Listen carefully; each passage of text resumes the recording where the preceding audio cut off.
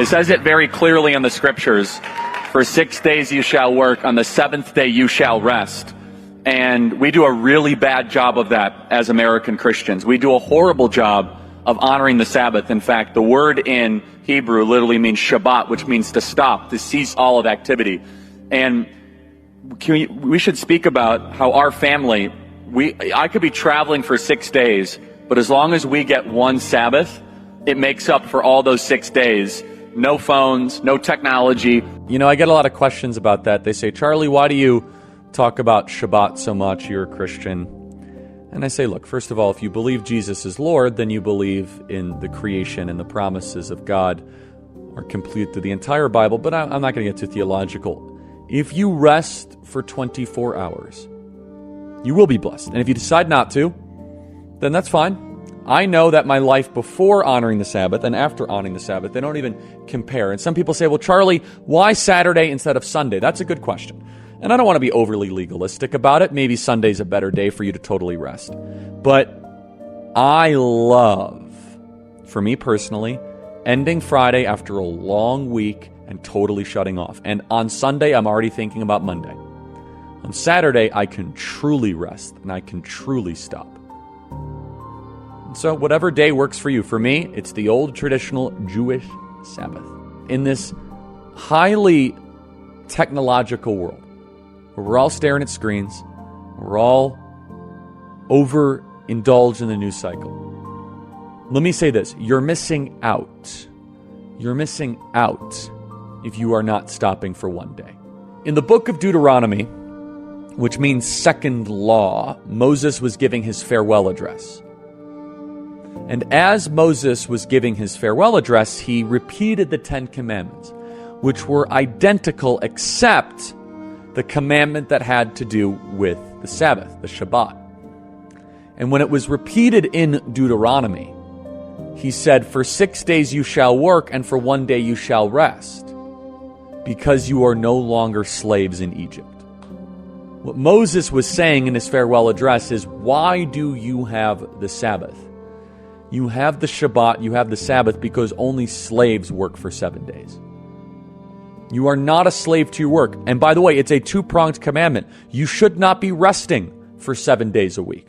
It's okay to take vacations. That's obvious. That's fine.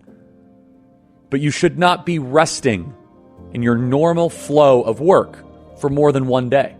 And I encourage you guys to have that in your schedule. Just the one little thing that you could look forward to and you plan. You say, that, I'm going to just shut it all off.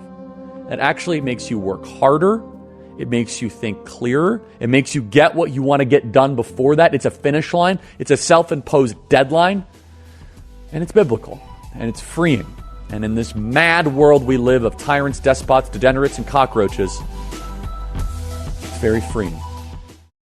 I would love to know your thoughts on Sabbath and how practically your family practices this and applies it. As the wife, I have seen it transform him in a way that is so powerful that when he turns his phone off and it goes in that drawer and I know that it's, he's all on for the family. There is no distractions and he finally gets to reset his brain. He finally gets to breathe.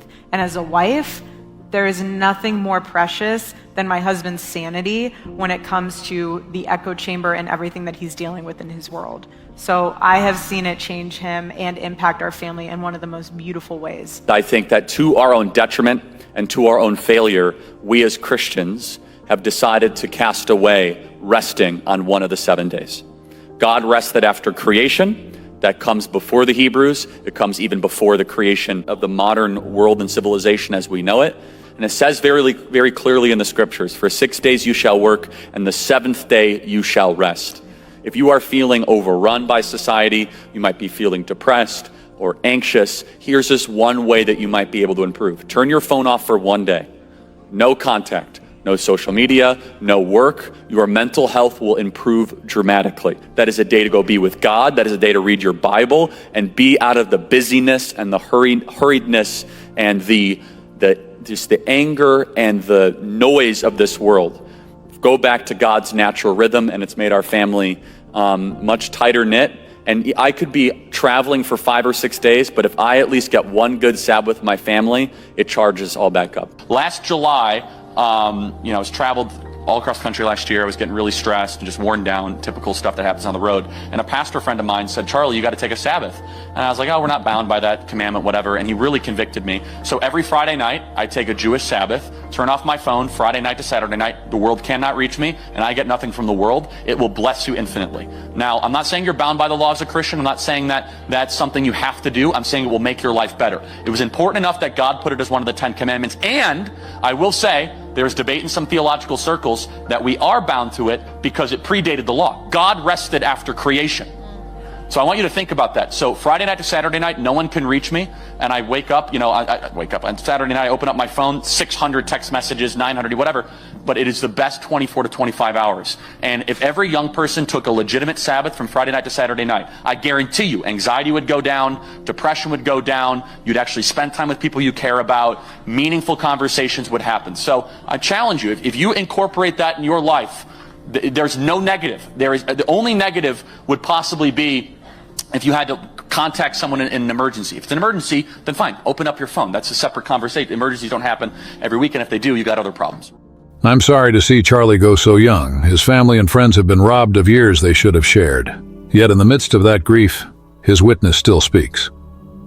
When Charlie and Erika discovered the biblical Sabbath, they didn't just talk about it, they lived it. From sundown on Friday to sundown on Saturday, they turned off their phones, stepped away from their platforms, and gave God their undivided attention. They read, prayed, walked, laughed, and let the rest of the world wait. They found, as millions have before them, that true Sabbath rest isn't a burden but a blessing, a day designed by the Creator Himself for our healing. That is why losing Charlie hurts all the more. We need voices willing to say, stop, slow down. Remember who you are and whose you are.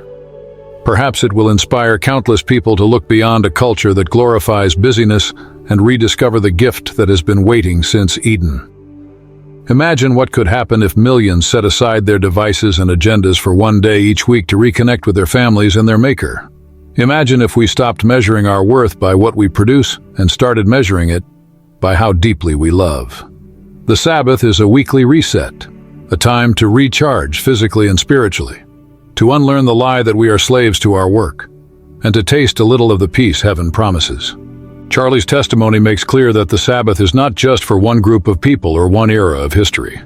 It is a universal invitation to rest in God's finished work.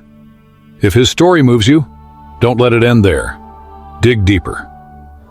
Open a Bible and read the 4th commandment. Talk with your family about setting aside a day to rest together. And if you'd like a thoughtful, Bible-based study that has already changed thousands of lives, take time to watch This Is Why Satan Hates the Sabbath. Thousands have testified that this study opened their eyes to the beauty and relevance of the Sabbath. You can watch it now and see why so many have experienced the Sabbath as a gift, not a chore. My hope is that even through this tragedy, Charlie's legacy will lead countless others into the light of God's true rest.